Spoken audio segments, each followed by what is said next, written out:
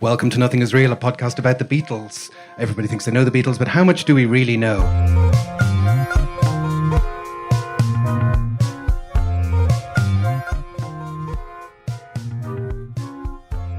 I'm Jason Carty. I'm Stephen Cockcroft. And we're live on tape from Dublin in front of an audience.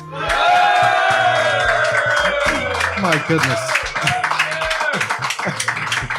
And we are here, they weren't asked to do that, we are here as part of the Dublin Beatles Festival, which is an annual celebration here in the capital of all things fab. The inaugural festival was in 2013 to celebrate the 50th anniversary of the Beatles' sole Dublin concert at the Adelphi Theatre on the 7th of November 1963. And the site of the Adelphi is a short stroll from where we are today in Bridie's Bar in Marlborough Street in Dublin. But obviously don't look for the Adelphi, it's not there anymore. Although your car is parked there today. It is, which is quite useful. And we want to thank Steve Kennedy for, as usual, putting together a fantastic festival and for asking us along to do this fantastic thing. Now, the plan today is that myself and Stephen are doing what's known as a reverse Beatles, because we've done our in-studios experiments, and now we're going to do live shows and leave the studio behind. And we're in front of a crowd of maybe 2,000 or 3,000 people, I think, Stephen. That's what it looks like to me. And we're going to answer the pertinent question of our time: who is better, Paul McCartney or George Harrison? Now, assuming you're familiar with the Nothing Is Real canon, it'll come as no surprise that I'm standing for Paul McCartney, and standing for George Harrison is Stephen, yes. And we've tried to figure out the best way of doing this, and we're going to try and address Paul versus George under 6 different headings, and we're going to throw some ideas and opinions back and forth.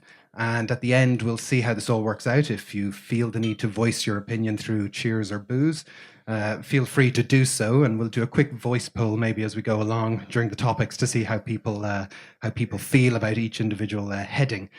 So try and leave your personal preferences at the door and listen to the nuanced, intricate arguments of myself and Stephen.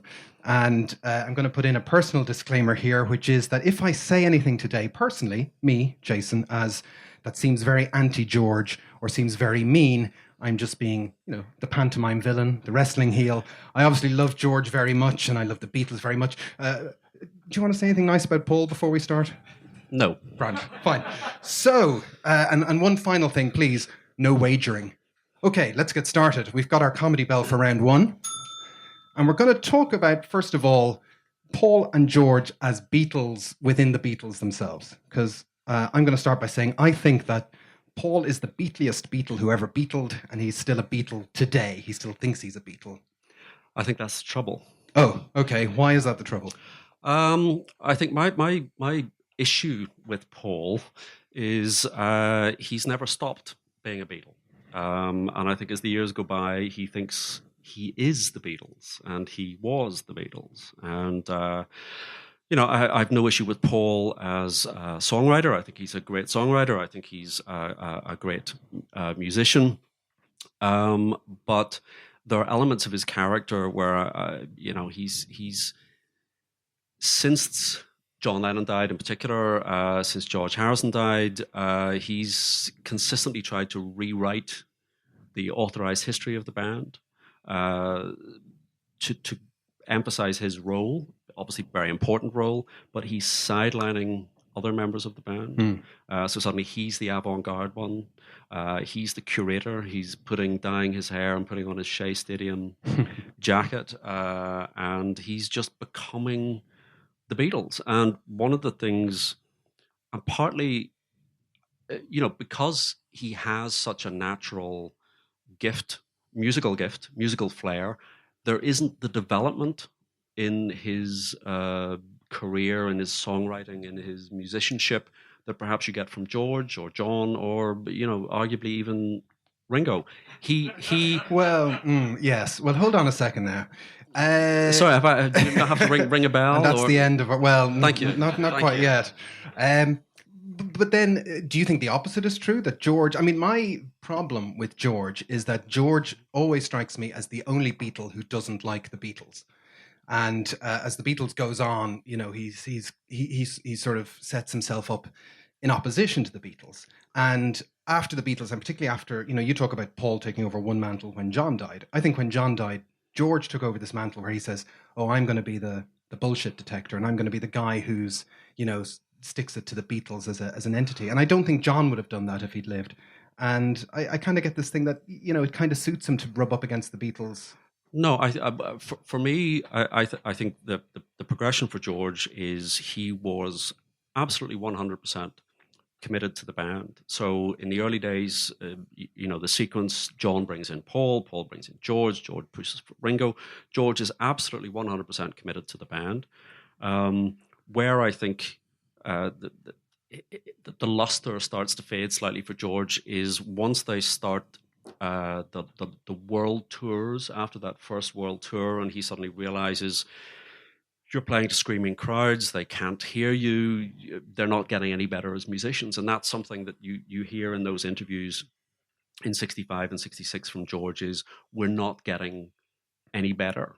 We're just doing the same thing, we're just trotting this out. And he's instrumental in the calling a halt to touring. So I think in one sense, I think Paul would probably have been quite happy just being in the Beatles and touring and being in the Beatles and touring a little bit more and releasing records. But everyone else is growing out of the Beatles, or certainly out of what the public perception of the band was at that stage. They're all not in little jackets and they're touring, and that's great. But time goes on. Paul, I think, would be quite happy to have preserved that sort of in aspect for all time. You could argue he's doing a version of it today. Arguably that's what he's. I think that's my argument. But I'm just thinking, there's this. I think it's a Douglas Adams analogy where Puddles, the puddle thinks he's perfect for the world because he fits into it, and Paul might think he's perfect for the world. I think of him as a puddle. Paul thinks he's perfect for the Beatles because he seemed to enjoy all of that, which is kind of what you're saying. So then, but then doesn't George, you could argue that kind of from summer 67 to summer 68, there's a very much a George tilt into how the Beatles progress. Yeah. And he sort of takes over, not necessarily the leadership of the band, but a sort of, particularly through the mysticism. Yeah, I think come 66, 67, there's something very strange happens within the band. So suddenly George is setting an agenda or setting a tone. That's because there's the Indian music influence, and that's creeping into the Beatles music. He's off doing a soundtrack, and then also you've got meditation and the Maharishi, and the others are kind of suddenly taking a bit of a lead from him, and this corresponds with Lennon taking a lot of acid, so he's no longer functioning perhaps in that role. And suddenly George finds himself where he has genuine influence over the sound of the band and the direction they're going in. And one of the telling things, I think, is if you think what happened slightly later in the band, where arguably Paul assumes that role, late 68, 69, yep. What does Paul do with that when he's in that role? He starts telling everybody what to do. He starts arranging the songs. He starts, you play this and you play that. What does George do? George shuts down. His 67 is not full of George songs or him saying you must do this or you must do that. He's taking them in a direction. It's a pretentious thing to say, but sort of philosophically, he's moving them in a particular direction. I think if the band hadn't followed him in that direction, I don't think he'd have been too concerned. But he comes up with Within You Without You, which is a completely standalone track. And for my money, I would say this, this is the single most impressive achievement from that year of 67. You've got All You Need Is Love, you've got A Day in the Life. You've got Lovely Rita, yeah. You've got Lovely Rita. Well, yeah. But this is Within You Without You is arguably the most spectacular thing that happens up to this point. We'll come on to this maybe when we're talking about songwriting. Well, but when George kind of has that sort of, let's call it a spiritual stewardship of the band. I like your thinking. That fair enough? I don't know, does he enjoy that, or does he realize that he's doing that, or does he think, well... I think so. Because I think he is very conscious of it. Okay. Because if you look at, after the sort of disillusionment in Rishikesh in 1968, he comes up with the song "Not Guilty," which contains the line, don't blame me, for leading you astray on the road to Mandalay. This is clearly, we talked about this on a previous episode about songs where the Beatles wrote songs about each other. I think this is him very explicitly saying, I only want what I can get. I don't want to upset the apple cart.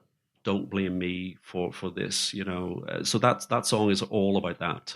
So then what about George as a Beatle after 1970? Because he's, he tends to use the leverage of being a Beatle to enjoy his life, you could say, but he tends to, does he not kind of knock it down a bit or be a bit... Well, I don't know. He's got, post 1970, he's enjoying the money. He's got a big house. He's got fast cars. He's got the trappings of a rock star. But the one thing I would say musically is 1970, post the split, the one who steps furthest away from the Beatles is George in terms of the sound of All Things Must Pass.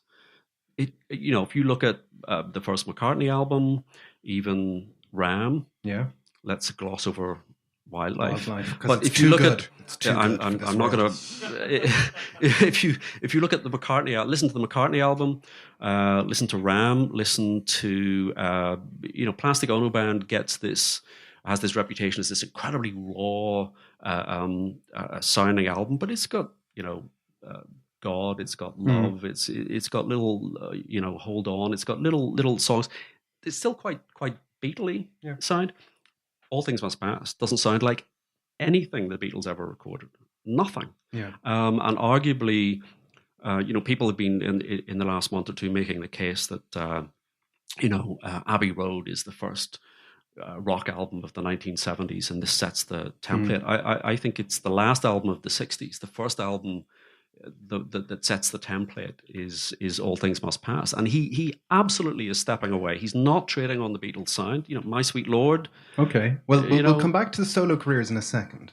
But as a Beatle, though, like in the 90s for say the Anthology, do you think he was as happy about the Anthology as Paul? Was anybody happy about the Anthology at all? No, I don't think. I don't think he's. I don't think George would have participate. I don't think we would have Anthology if he hadn't suffered financial problems with his business manager. Every cloud, eh?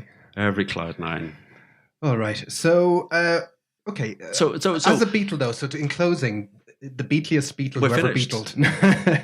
I have no argument with your statement that Paul is the Beatliest Beatle who ever Beatled. I wrote that down. Yeah. I have but my argument is I don't think that's a good thing. Okay. I think George and the others in particular, they enjoyed being Beatles up to a point, and then it became a straitjacket. And they all sort of went off in different directions, including Paul, pretended to write a soundtrack album, that type of thing. But then Paul just wanted to get back into the straitjacket. He's the only person in the world ever that wanted to get back into the straitjacket. The others took what they had, they used it. George used it to launch a solo career. John did that. They used it to do good things. They made use of it. Coming back to Anthology, I don't think George would have done it. I think Cloud 9 shows him maybe coming to terms with having been a Beatle and what it meant. But no, you can. Anthology is a compromise. Everyone is doing it for their own reasons. I think Paul, in order to be a Beatle once again, he's desperate to write songs with George at that point to get back. Well, George famously said, "Was it George said it's funny how Paul wants to write songs with me now?" What was the that quote? Yeah. So Paul wants to be a Beatle again. Yeah. George, I think, is doing it for the money. Let's be honest. Yep. Ringo just wants everybody to be friends. Good old Ringo. Better than Paul and George. Yeah, Ringo, possibly. Yeah, that's next year's debate. Okay, so maybe a quick yay or nay from the crowd. All those in favour of the best Beatle as a Beatle, all those in favour of George say George. All those in favour of Paul say Paul. I think the Paul side on that one. Round 1 to Paul. round two. I'm leaving at this point. I can see where this is going. Yeah, I know. Throwing it to the mob. Round two, we're going to put down as songwriting. Yeah. I've read your introduction here. My introduction here. Not a hint of hyperbole. Scientists believe that they've dated the birth of the universe to 13.8 billion years ago, and the first humans appeared between 5 to 7 million years ago.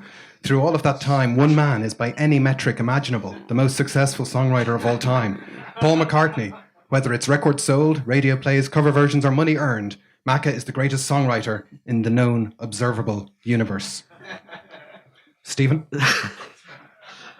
Yeah, I can't argue with that. I absolutely can't argue with that. I think if you're going to go by chart success, if you're going to go by money accumulated, yes, then I think Paul definitely the winner. Okay. You're not going to give up like that, are you? Do you want to ring the bell? No, I don't. I want to, Okay. There are other arguments. There's nothing in your elaborately scripted introduction that I can argue with. But in terms of songwriting, I think is within the Beatles is fascinating. Yes. Someone should write a book about the Beatles. About the Beatles. Someone should write a book about the Beatles. I think so. Yeah. Right. Songwriting, if you go right back to the early days of the band, I mean Quarrymen days, the split between the three vocalists is pretty much even. So if you look at the Decca tape, you look at the BBC tapes, John, Paul, George, they're all getting pretty much equal mic time.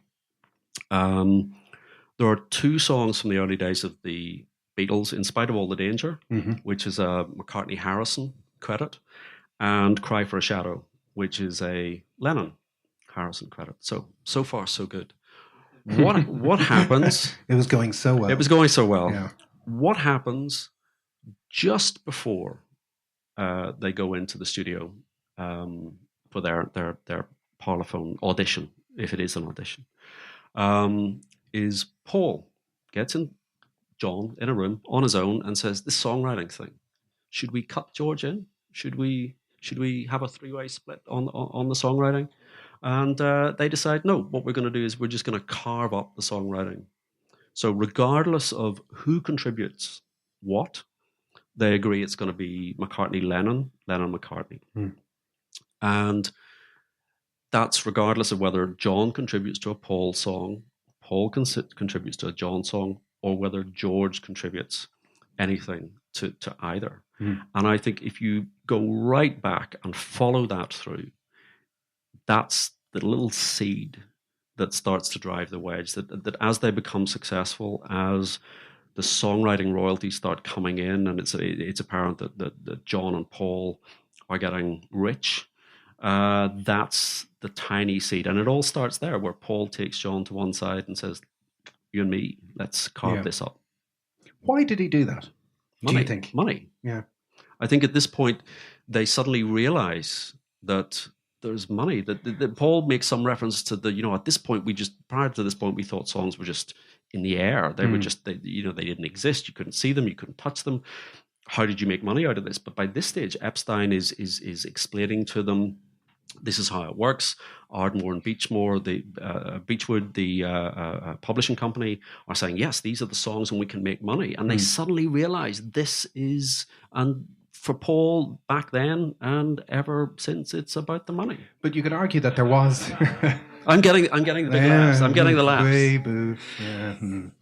But you could argue that even before they get into Abbey Road in 1962, there is form of Paul and John writing together, nose to nose, face to face, which hadn't really happened with George. I know he has those credits, but they're almost credits from, part of them are kind of almost like arranging credits, you could say, that we've talked about this before, about how bands decide what writing is and isn't, and it's interesting that in the kind of the wave after the Beatles, you have bands like U2 and REM who decide, we are not going to argue, it's going to be all of us on the writing credits.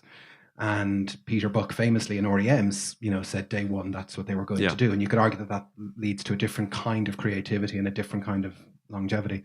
Whereas Lennon and McCartney decided that 50% of the band would be tied up in writing. And I suppose it's, does writing a guitar part mean you've written a song? And some bands say yes and some bands say no. Well, I mean, certainly that was Paul's take on In Spite of All the Danger. George came up with the guitar part.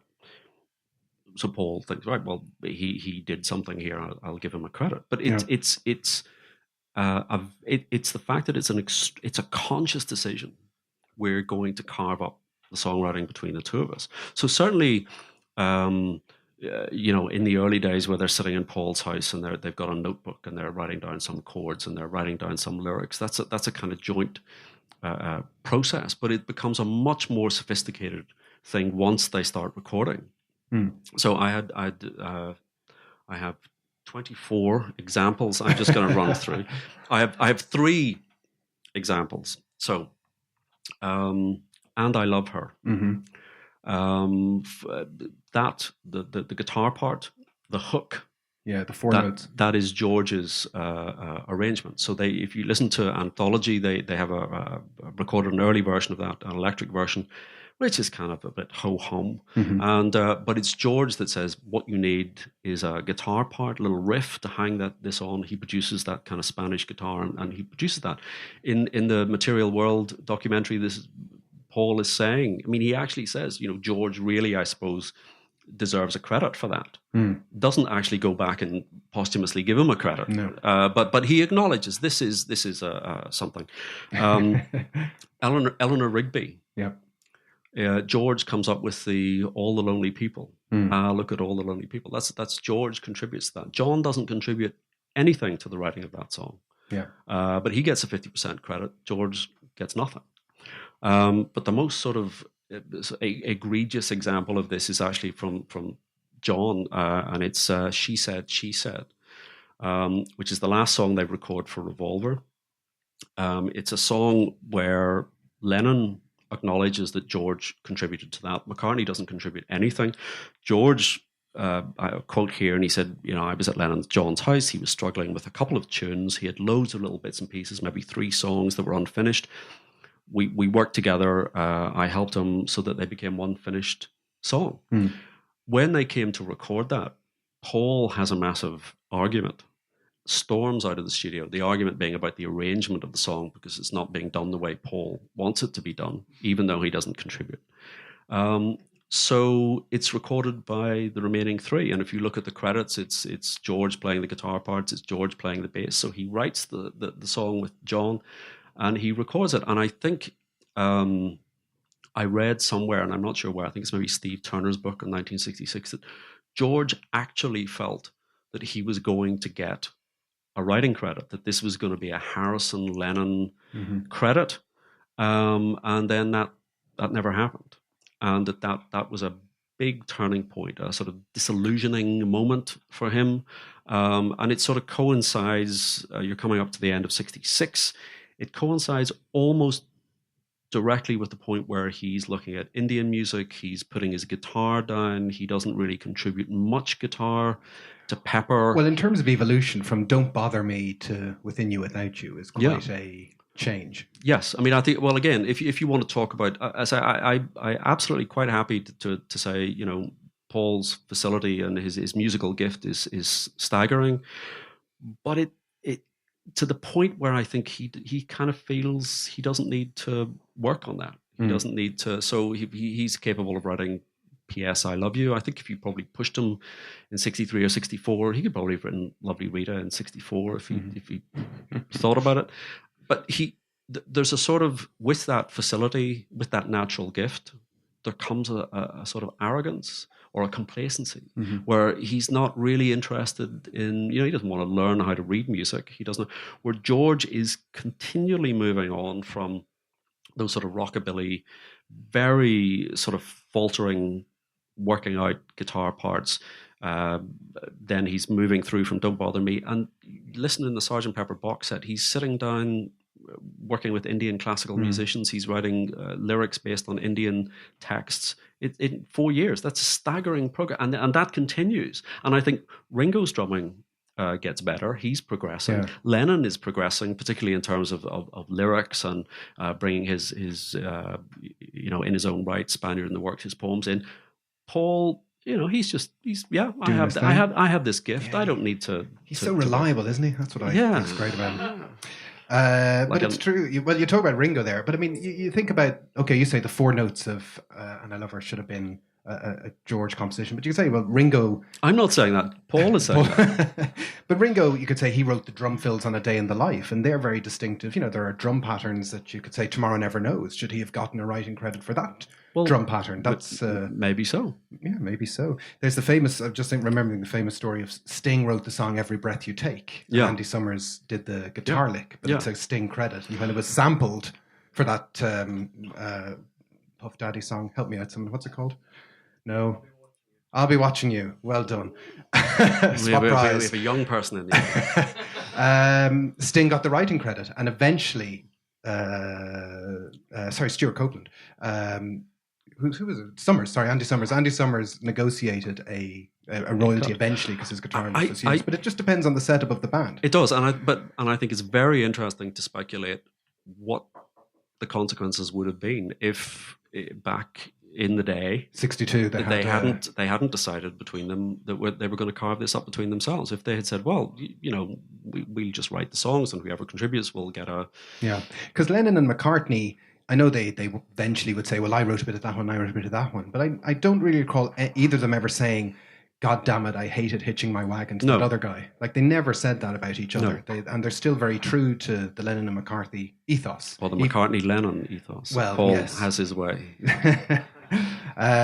Okay, so in terms of songwriting, and it's interesting, one of the things with the recent Abbey Road reissue is this notion of, hasn't George done well? Which I really dislike about... well, if we're gonna, people have the box set and have read the foreword where Paul does it. Yes, very lovely introduction, and then he said, "Oh, George, he really peaked with Abbey Road." So he's both dismissing everything that went before as being somehow less than the two songs George gets, and also everything that came after. Sometimes I do wonder, does Paul know that he's doing that? He's like rubbing his hands a little bit. And then he goes on to say, those two songs, they're Harrison classics. they're not classics. They're classics. Harrison. They're Harrison by George's standards. They're classic George. And it's this, even to this day, this passive aggressive. And you say, does Paul know you think that every single word was not as scrupulously poured over as your script here today? Interesting pop fact: if you listen closely to something, you can hear Paul play the bass. Yeah. You might even more so on the recent remix. It's much louder, which Paul oversaw. So in terms of songwriting, ring the bell now. Ring the all bell. Those in favour of George say George. George. All those in favour of Paul say Paul. Really? Okay, George. All right, one each. Oh my God! Right. Okay. Yes. Now it's a fight. Now we're getting somewhere. Round 3, musicianship. So, who was the best musician? I'm going to play to the gallery here and say, was George the best guitarist in the world? He wasn't even the best guitarist in the Beatles. Oh, come on. You've lost the room. Well, musicianship. Surely. Isn't Paul great? He can play anything. He can, to a certain degree. He can pick out a tune on almost anything. Well, on the recent Wildlife reissue, we got Paul playing the trumpet as a hidden bonus track. Did anyone manage to make it to the end of the Wildlife third disc? No. Okay, fine. No one. Yeah. No, I'm repeating myself, but why not? Paul does have that musical gift. He does have that facility. My problem with Paul is he takes that gift for granted. And at best, he becomes complacent. At worst, he becomes arrogant. So, an example, the Abbey Road box set, the Sessions disc, there is a very good outtake of Oh Darling. Great song by Paul.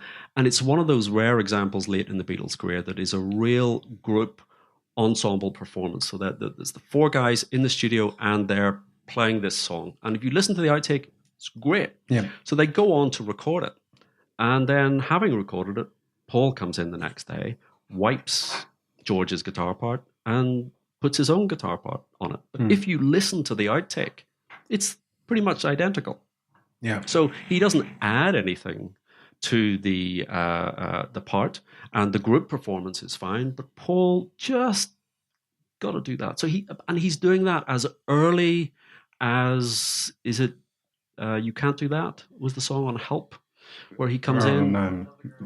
It's another girl. Sorry. Yeah. Thank you. We have a fact checker in the audience. So he comes in and he wipes George's guitar part. Right. This is the controlling factor. So there's this arrogance. Oh Darling is a great example of that. Brilliant group performance.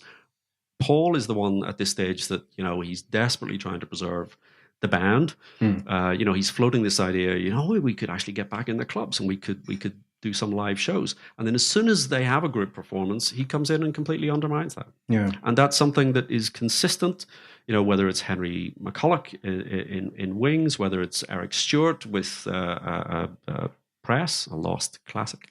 There's a podcast. There is a podcast. Yeah. That's the podcast that I'll be arguing in favor of Paul. Yeah.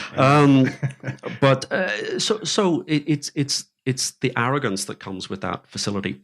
Plus, he never feels the need to really work on his gift, on his musicianship.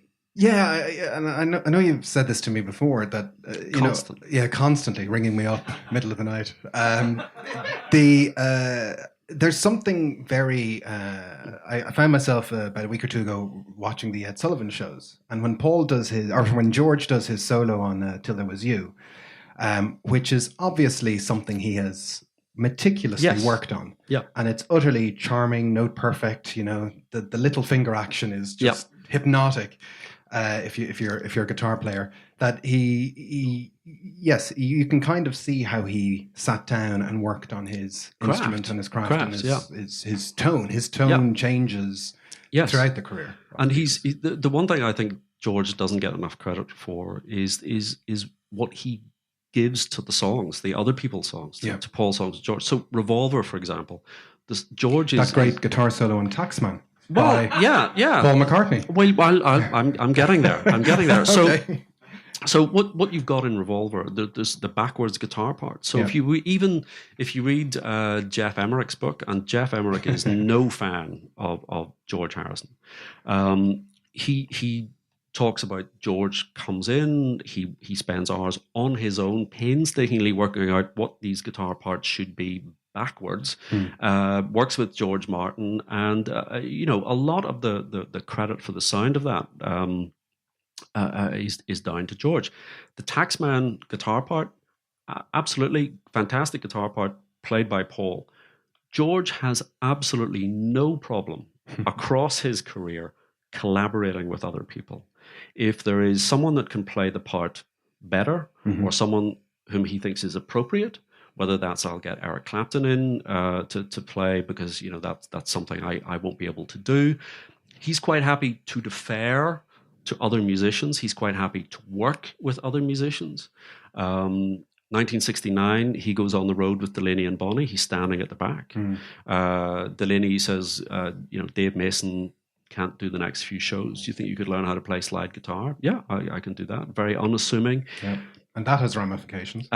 So in terms of musicianship, so Paul, George at this point is constantly honing his craft. He does not have the same inherent musical flair, gift that Paul has. But I don't think there are very few people that do. I mean, certainly not John, not Ringo, not George. But he is constantly working. So you think in 66, late 66, he virtually puts down the guitar and goes off and sits at Ravi Shankar's feet and is genuinely thinking, I could be this fantastic sitar player. And when he realizes that that's not going to happen, that you have to study for decades, then he sort of comes back to the guitar. But he's constantly improving. And then you've got the slide guitar part. It's almost inventing an entirely new way of playing slide guitar. It's not a Ry Cooder style. It's not a blues style. If you listen, there was a BBC radio documentary after he died, and Gary Moore, with whom he was very friendly, was trying to demonstrate how you would play this, and he said it's impossible. There's no one can play this. Even Belinda Carlisle recognized that he was unique. That is a fantastic solo on Belinda Carlisle's "Leave a Light On" by George. That is a super thing. It's any excuse to listen to Belinda Carlisle.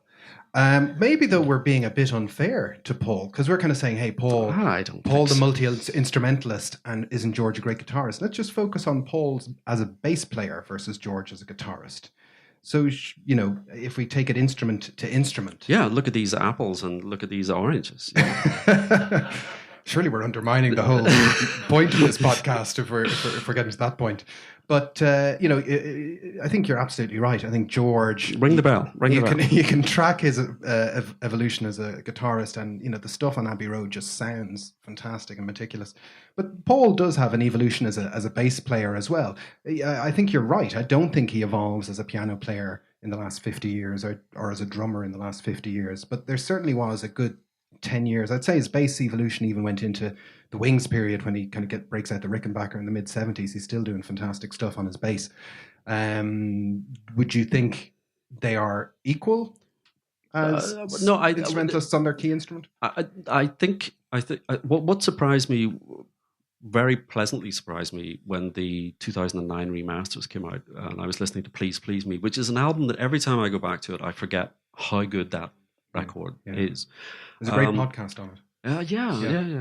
The bass playing is superb on that. I mean, just amazing. Yeah. Again, very, very up in the new mix, but it's great. I mean, elbowing the faders. It's fantastic. So his bass playing was always great, and I think that comes from being, if not forced, but sort of encouraged as a guitar player to move or put the guitar down and pick up the bass. Because George at that point said, "Well, I'm not doing it." Yeah. So he became the bass player by default. But he's a melodic guitar player, and he brings that facility to the bass. Yeah. And it was a new way of playing the bass, I suppose, at that time. You don't have that.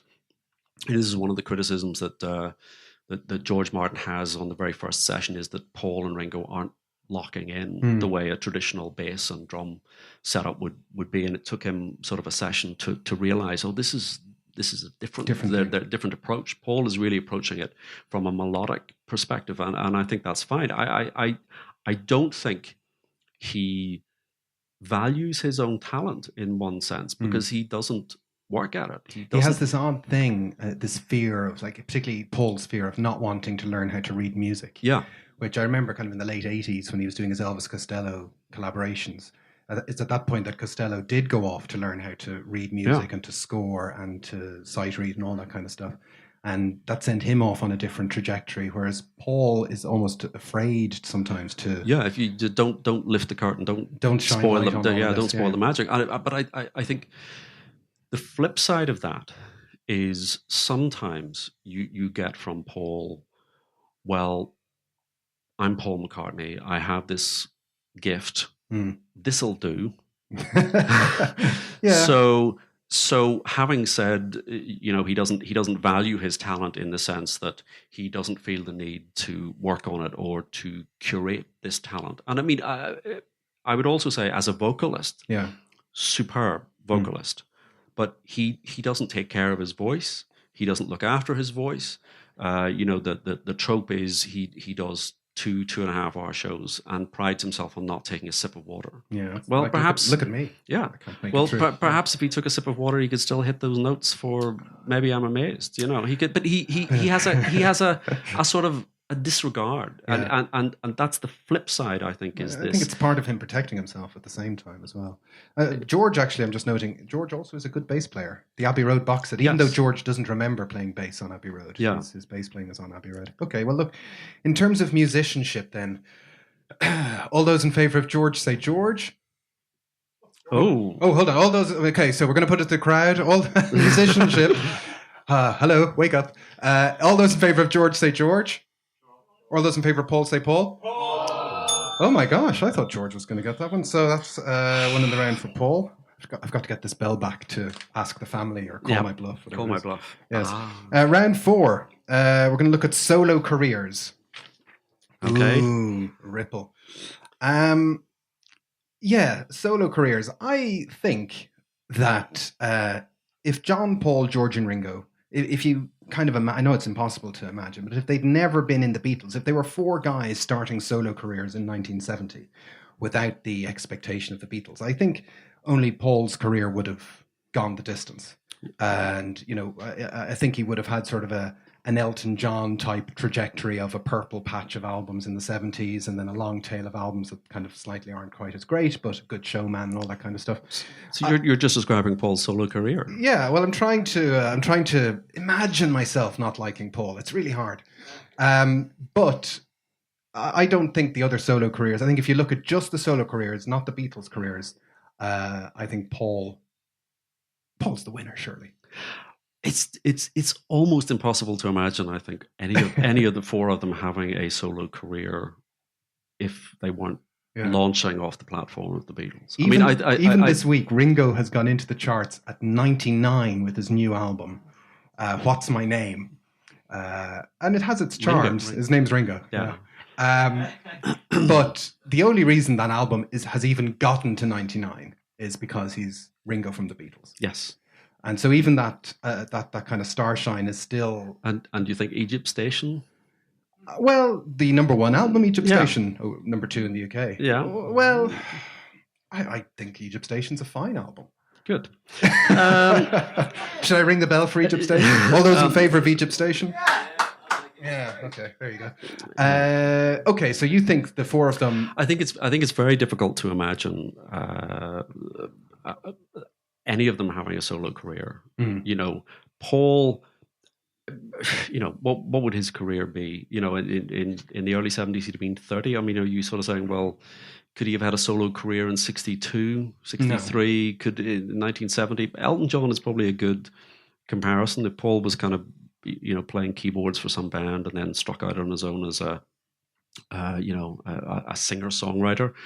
Probably, but you know, he delivers Wildlife. He doesn't get on a second. He doesn't get another chance if he's on his solo career. That's he doesn't get a year to make Red Rose. Speedway. He doesn't. No, he doesn't get a year to make Red Rose Speedway. So, but you kind of look at those albums of those times, but this is Rhodes and all those. But this is what I'm saying. This is an impossible scenario to imagine. So I don't accept I don't recognize the court on this one. Okay, so but if your house was on fire, whose solo discography would you grab?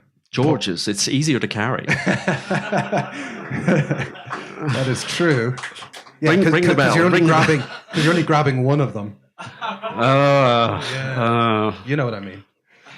Yeah? No? No. Don't you think All Things Must Pass does the heavy lifting? Yes. George's solo. Yes. Yeah, I think it does. And again, tying back to, you know, everyone knows that a good portion of the songs that appear on All Things Must Pass date back as far as 1966. So isn't it a pity?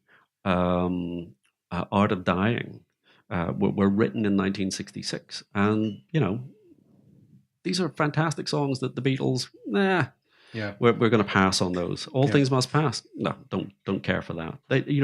One of the most dispiriting things in listening to the Let It Be outtakes, the Get Back sessions, is the disinterest whenever George produces All Things Must Pass.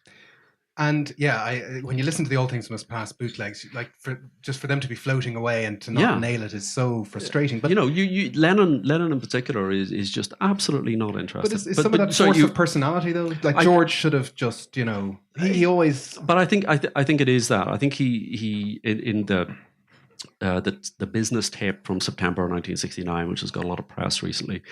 George is actually saying, well, you know, I've had these songs for ages, but, you know, if people aren't interested, I'm just not going to push for this. So, but I agree, All Things Must Pass does the heavy lifting on George's career. And I would even say a third of All Things Must Pass is not listened to regularly. It is in my house. Is it? Okay. But everyone like Apple Jam? No? Okay. So All Things Must Pass, I think, is genuinely all sort of partisan feeling apart. I think All Things Must Pass is probably the best Beatles solo album. It is an extraordinary album. I think I mentioned this previously, that I think it's a very conscious stepping away from the Beatles. So I think Paul, John, Ringo, they're all happy in those early 70s days to trade musically on the legacy of the Beatles. George is striking out on his own, not only by producing this expensively packaged disc, but also the sound is moving away from the Beatles. What happens then is the follow-up the next year doesn't happen, because he spends the entire year, or the bulk of the year, and the beginning of 72 is the concert for Bangladesh, which is something we maybe come on to as well. So, but undoubtedly that halts his career. It breaks the momentum. And then when Living in the Material World comes along in 1973, it's a sort of All Things Must Pass light. But the single, Give Me Love, Give Me Peace on Earth, that's a number one single, both sides of the Atlantic. The follow-up single is Don't Make Me Wait Too Long, which George stops because someone said to him it's quite Beatley. Right. So he stops that. So I think, but he's shooting himself in the foot. This goes back to point one, where he's being anti-Beatles for the sake of being anti-Beatles. Well, I don't know. I genuinely think that by the time he gets All Things Must Pass out of his system, by the time he gets the concert for Bangladesh, I think George's ambition is almost sort of satisfied at that point. You know, you don't get any sense in his subsequent career that he's chasing a hit single, that he's he's not out there touring, he's not writing singles in between albums, he's not chasing chart success, he's not chasing money, he's not doing all the things that Paul is doing at that point, trying to reestablish a band. George realizes, I think, he's never going to be anything but Beatle George. He doesn't want to be Beatle George. He doesn't want to be in another band. Paul never accepts that he can't be in a band. Yeah, but why is he putting out those records in the late 70s? Like, he is trying. Like, he wouldn't have, he eventually gets a massive hit record in 87. In 87, yeah, I think, but he sort of, after Lennon's death, there is a sort of complete pause until 87 when he comes back. But then, having got that, he doesn't capitalize on that at all. Whereas I think if there was Paul, apart from the Wilburys, but if Paul was suddenly doing, Paul would be saying, well, this is a springboard. We're going to organize an American tour. We're going to have a tie-in concert video. We're going to do this. We're going to do that. Paul has that ambition. 87 was the year Paul needed to have a Got My Mind Set on You type smash. Well, I think I said to you before, I would take Got My Mind Set on You over Spies Like Us. It's a close call. Is this in the House on Fire scenario? But I genuinely think George is interested in other things. So music, I think, very rapidly becomes a kind of a side project. He's out there going to Grand Prix and hanging out with Formula One. Then Life of Brian, handmade films.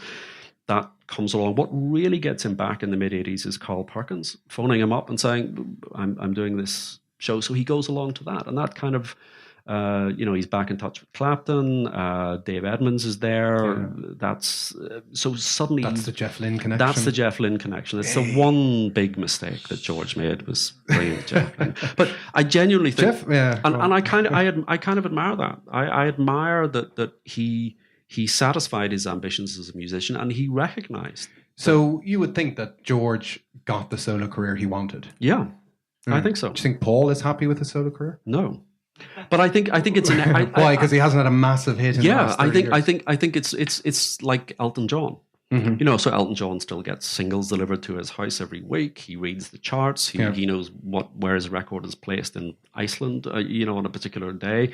He's still chasing that thing. And I think McCartney has that as well. And that's perfectly laudable. But he's got to realize he's not going to have a number one single. No, not with your attitude, Stephen. I know. But you know what I mean? I think it's I hesitate to say that there's something slightly unbecoming about that, but there's something slightly unbecoming about that. Well, I think there's also something slightly charming about it. There's something slightly charming that he believes in the power of a pop song that reaches... Charming. Yeah. It's pronounced deluded.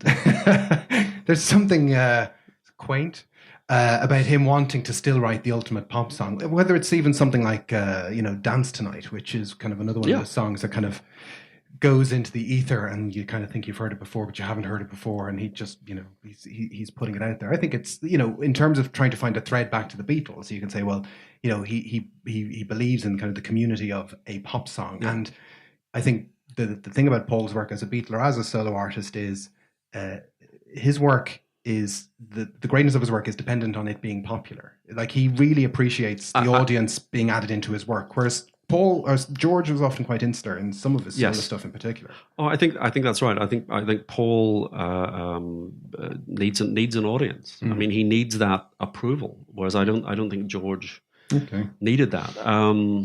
Yeah. Okay. Well, then, in terms of solo careers, if you had to pick a favorite solo career, all those in favor of George say George. All those in favor of Paul say Paul. Now, in this scenario, if you choose Paul, you can't hear "All Things Must Pass" ever again.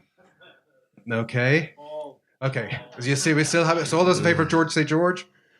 And all those in favor of Paul say Paul. Oh, man. Paul, I think. Is that a draw? Is that equal? I think they're just... I think they're just louder. They're not more numerous. They're just, okay. Next one, second last category is wider cultural impact and / legacy. And I suppose legacy, it's different for George, sadly, because he passed away in 2001. But broadly speaking, I guess Paul's wider cultural legacy or impact is still quite tethered to the Beatles. Yeah, and Mull of Kintyre. Whereas George's is probably different. I think so. In what way, Stephen? I know this is okay. Well, we talked about 1967, and that's really when the George, I think, for a brief period, maybe sort of 12, 14 months, took on a sort of not a leadership role, but a sort of a guiding role with the band in terms of Indian music, Indian philosophy. This came out of just picking up a sitar on the set of Help. But he goes along to a lecture by Maharishi. So he then gets into meditation. So then the rest of the band get into meditation, and you get all of the publicity attendant upon, the Beatles are going to hang out with this guy. There must be something. You look at where transcendental meditation sat in 1966, where it sat in 1968, and where it is today. Yeah. So it's down the road in Abbey Street. So you look at you look at outside the musical context. So let's look at that first of all. So in terms of cultural impact, all of those sort of Eastern influences, and whether that's meditation or whether that's yoga or whether that's vegetarianism, all of those things kind of start and are promoted really by the Beatles in 1967. You have the Beach Boys on board. Donovan, he doesn't like to talk about it, but he gets on board with that, and it really ripples out from that, because the Beatles are the cultural leaders, and for a time in 1967, George is guiding the Beatles. He is the first one to suddenly decide acid isn't the way to enlightenment. So he decided, that's pretty early on in 67. So he's off. He goes to San Francisco. He kind of looks and thinks this isn't the beautiful people. These are kind of, sad drug addicts. And so he backs away from that.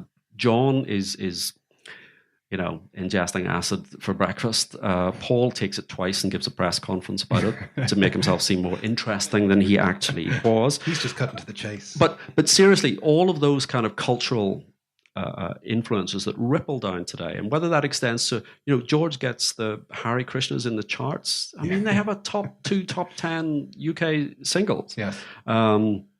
Then he decides, he gets prevailed upon by Ravi Shankar to get involved in the concert for Bangladesh. And if nothing else, in terms of the actual benefit and the cash and the money and the awareness that is raised, you suddenly have a number one album which contains an entire side of Indian classical music. It's in everyone's home. And again, this builds on the fact that when he is asked in 1967, and I made a joke about this earlier, so he and Paul McCartney are both asked to do soundtracks.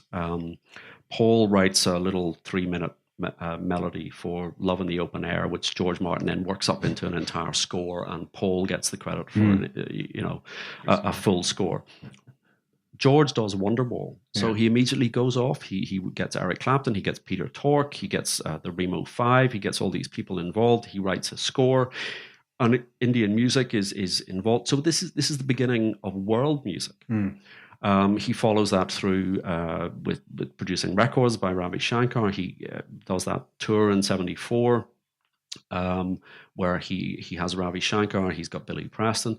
We were talking before, this is a kind of little template for the Graceland, where you get these multicultural roadshow.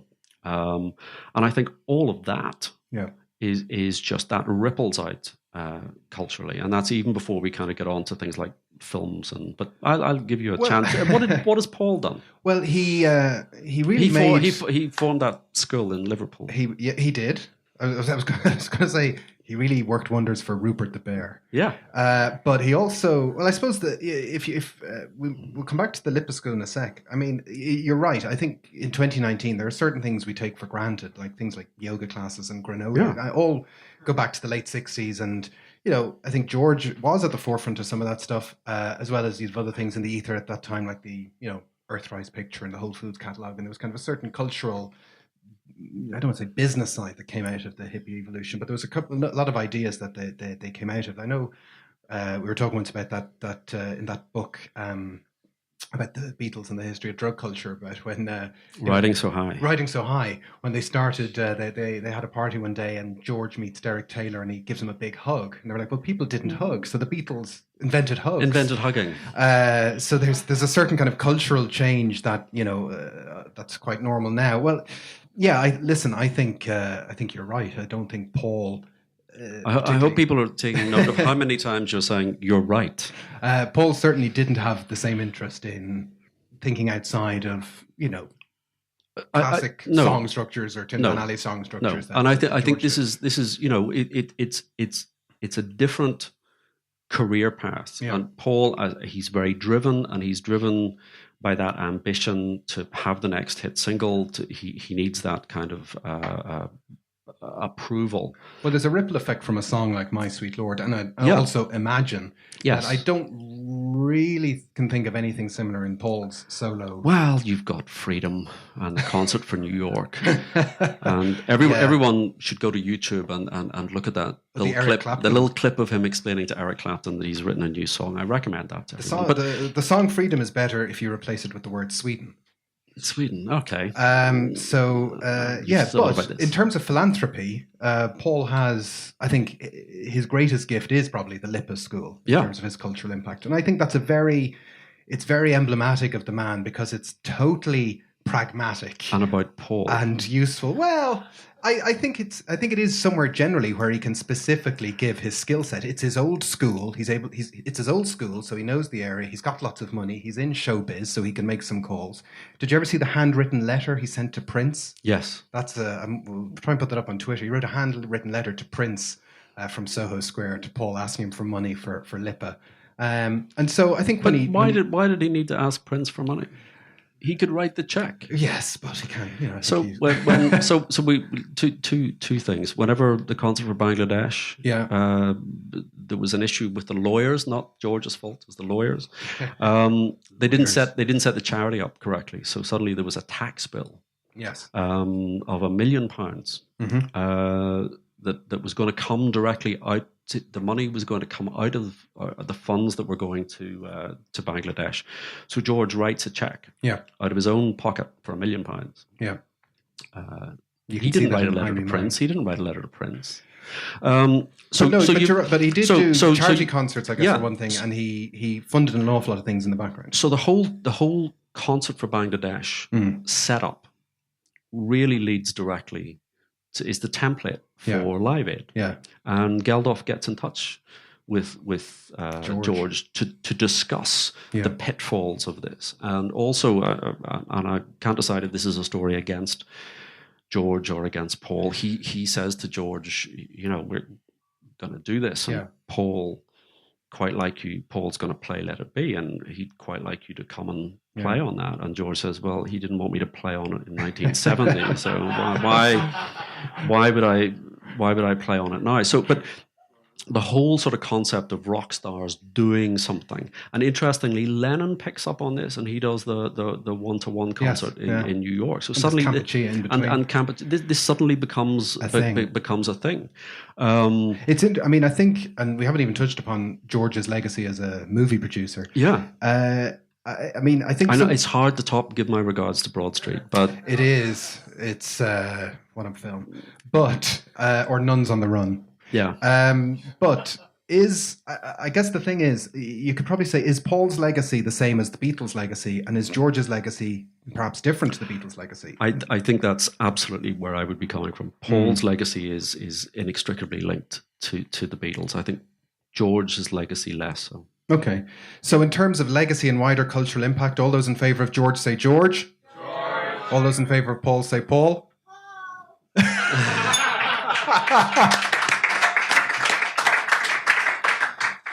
You're right.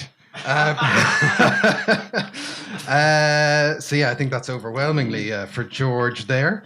So we're going into the last and final discussion round, which is a bit of a tricky one, and we mightn't hang on it too long, but it's personal lives, personal existence, George and Paul, and how they... We have to bear in mind the age group of the audience. There are children in the audience here, so we're going to not say anything untoward.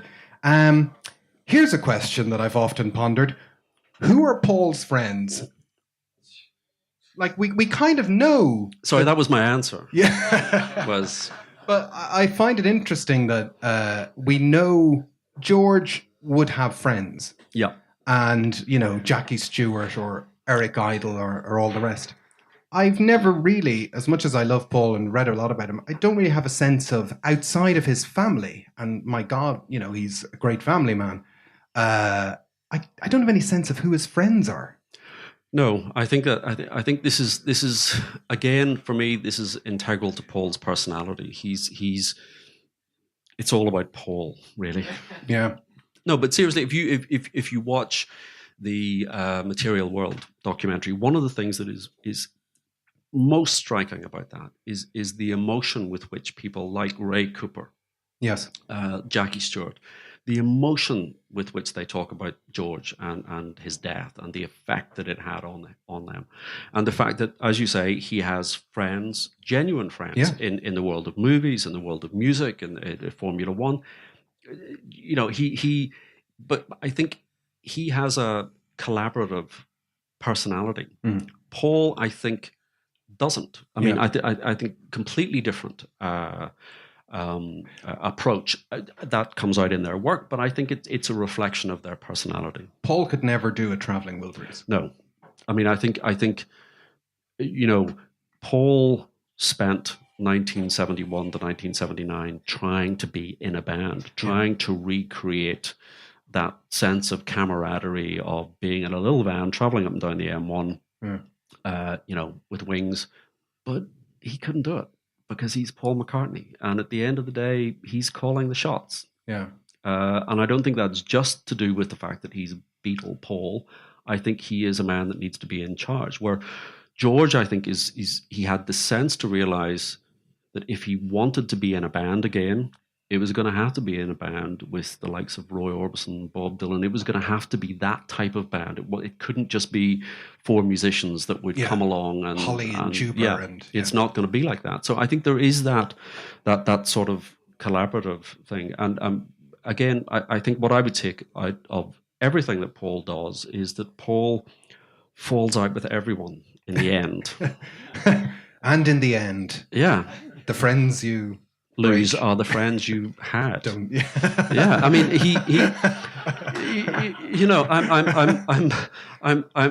I'm tempted to say, I'm not a great one for what ifs, but what if in 1969 and 1970, whenever Spector had produced or presented a finished tape of Let It Be, and he put strings on I Me Mine, and he rearranged that. If Paul had just kind of gone, well, it's not what I would have done, but I suppose let's move on to the next album. But he has a complete hissy fit. To this day, you can't mention Phil Spector. He walks out of award ceremonies if Yeah, but Phil Spector's in jail, right? Yeah, I'd heard that. So Paul's radar was 100%. Well, then let's Klein. Okay. I'm not saying that Klein was a saint or Klein was a good guy, but he was signed to a management contract. So it's fundamentally different from what he's done with the Stones. He's signed up to a management contract, and the big point of contention for Paul is he shouldn't be getting 20%. He should be getting 10%. We're the Beatles. He should be getting 10%. Well, he was getting 20% of the increased income. So what would the worst case scenario have been if Paul had just said, okay, we'll sign up with Klein? The contract came to an end in 1973. John, George, Ringo realized by that stage, well, Klein's no saint, but John never actually fell out with him. He's still in touch with him after that. So worst case scenario, they have Klein bring them in lots of money, and they don't renew his contract in 1973. But it gets complete because it's not about Klein, it's not about Spector. For me, it's about control. Well, there's a bit of that. I mean, but I know you're right in saying Klein was just on a management contract, but I think you see how the 60s Stone catalogue is managed now, and you just worry that he would have finagled his way in, that he could have undermined Maybe that. so. I'm not arguing that Klein was a saint. I'm not arguing. I'm just saying it was an overreaction, and I think a lot of it is to do with this idea that